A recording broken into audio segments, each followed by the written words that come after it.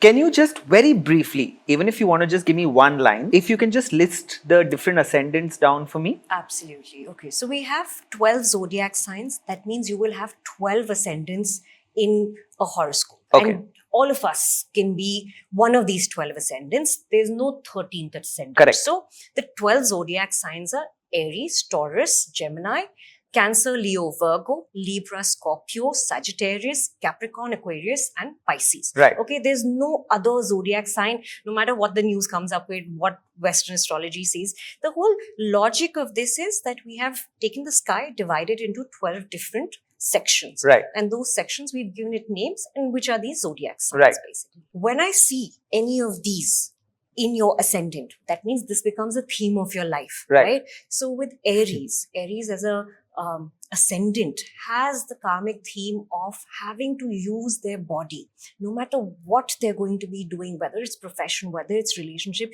you have to physically show up for things. Right. And there's karma with the body. Either there are injuries on the body that the body has to take, or there's physical labor, whether you have someone picking up bricks and putting it on their heads and walking 10 kilometers or carrying water on their heads. There's a karma to this body. Right. So sometimes we store karma in our partners, in our children. This is a person who stored karma in their body, right?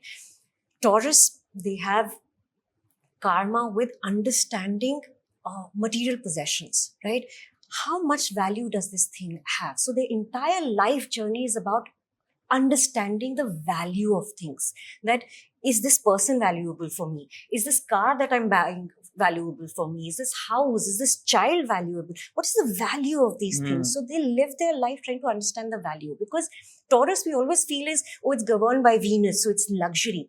But what is Venus in Vedic astrology? It's a guru. We call it Shukracharya. He was the guru of the Asuras. Right. So a guru is not concerned about whether your car is 50 lakhs or 5 lakhs. Right. He's trying to understand and look into the value of things. So this is all common sense astrology. This is not advanced level stuff. Because when you start understanding that Aries is the head and Taurus is the face, we're giving it body parts. Right. So you realize that the head is basically governing, your brain is governing the rest of the body, right?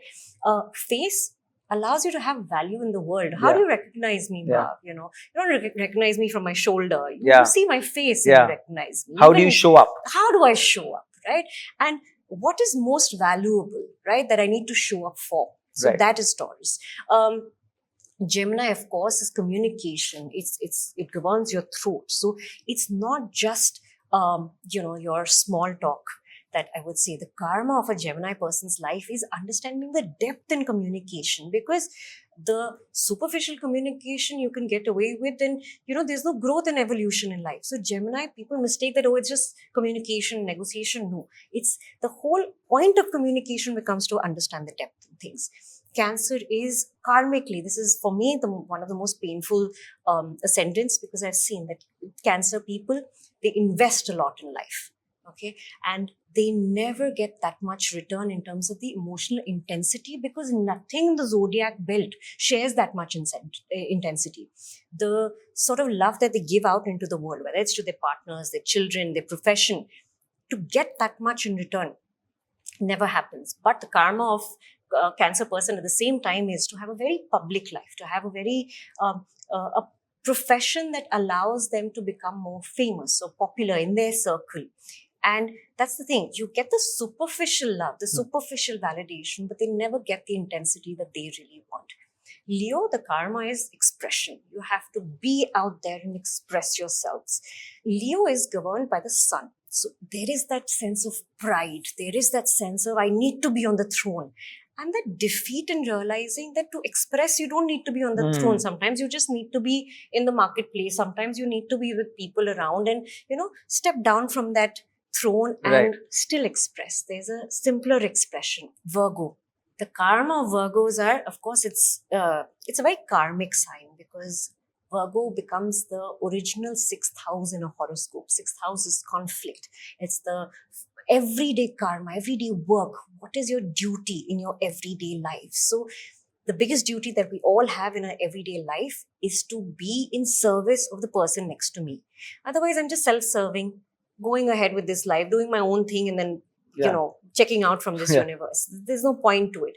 So Virgo as a zodiac sign, the karma of the person becomes to be in service of some cause, some idea, someone, and only then the cycle of life is fulfilled for them. So that's why they're also people who we say are perfectionists, or they are always so particular about things. It's not that they're trying to find fault. It's not that. They want to correct the world. They want to be in service. They want to be useful. So you get a Virgo person to be useful, their job is done. They feel relevant. Sorry, at this point, I want to remind the audience, we're not talking about a zodiac sign. We're talking about your ascendant here. The starting point of your horoscope. The first house.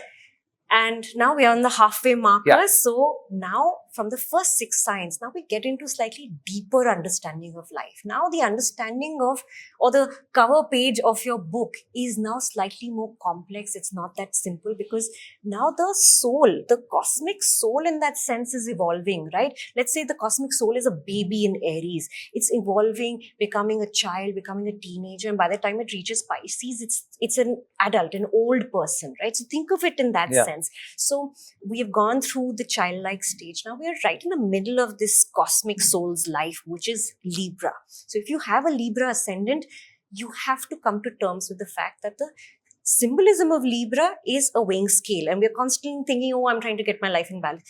The thing with Libra people are their life is never in balance. Right? And it's that acceptance that I can't get this and I can't get that. And if I want all of this, that's not how life works. Right? You have to make peace with the ups and downs of life. And Libra people are constantly feeling torn over that thing that, oh, I want my relationship also to be perfect, and I want my profession to also be nice, and I want my kids to also come first in class. Doesn't happen too much in life. So you kind of, when a Libra client comes to me, I tell them, you focus on what is really meant for you. And how we started this conversation, that offering, whether it's your offering to yourself or to the world, you have to narrow down on that. And that's when you find meaning. That's when life automatically comes into balance. Right. Then, because you stop trying so hard, right? Right. And Scorpio, the karma is ambition. They will always have a lot of ambition. They will always want a lot of things in their lives, chasing things. And the thing with Scorpios is, don't chase, stay in your power, wait, patience. Life really tests them. That, it creates situations where they have to be more and more patient. And Sagittarius has karma with higher learning. Learning that if you were thinking a certain way earlier, you have to allow yourself the space to change. That's a real mark of intelligence, because Sagittarius, the 9th house of higher learning in Vedic astrology. But what is that higher learning? The best kind of learning that a person can go through is to understand that if I change my thought process, if I have a certain belief system and I listen to a new point of view and it feels valid, and I allow myself to change and alter that opinion, that's higher intelligence, because I'm open to new ideas and new learnings, right? And that makes me a bigger person. So that's Sagittarius karma. And then you have Capricorn. Capricorns will always have a very distinct first half and a very distinct second half. They are actually one of the best examples of rags to riches story. Their lives completely transform over a period of time, and they could be doing something very different, or sometimes coming from very humble backgrounds and coming into a life that has nothing to do with where they started from. Right. Aquarius, I call them the Einsteins of the zodiac belt. They're not of this world in that sense.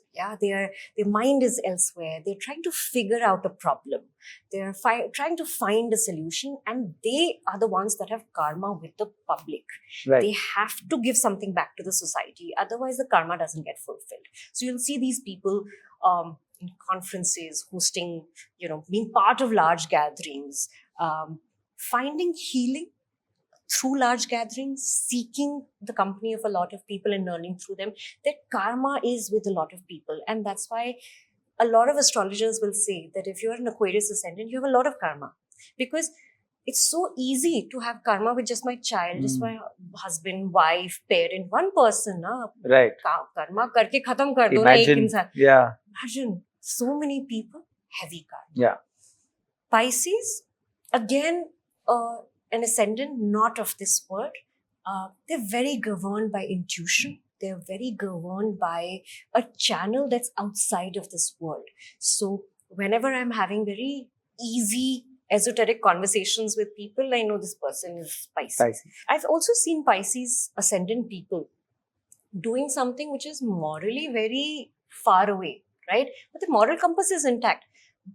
But उनको फर्क नहीं पड़ता है, even if they're doing something which is not so ethical right now in the moment, because unka moral compass is not of this world and not of this realm. It's some other realm. Right. They're literally in a different galaxy, on a different planet. Their ideas are very like that. Right. And the beauty is that only their body is in this realm. Everything else is in a different realm. Right. And it's fascinating. It's fascinating because their potential to actually bring new things into this realm, to create new ideas and concepts comes very easy. But that's why they also feel like a misfit in the world around them. Because this world, we need to get married, have a house, have children, get a job. The vocabularies of these two things are very different. The vocabulary of the world and the Pisces ascendant. So they struggle. They struggle with trying to match themselves to the world here. Right. Yeah. So these are the 12 ascendants. And thank you for sharing this with us, because it's very easy in today's world to find out what your ascendant is. And when you figure that out and then use this as a roadmap, you get to understand yourself so much better. Like, why am I drawn to a certain thing? Why don't I like something? What is driving me? It's so important. And thank you for sharing that.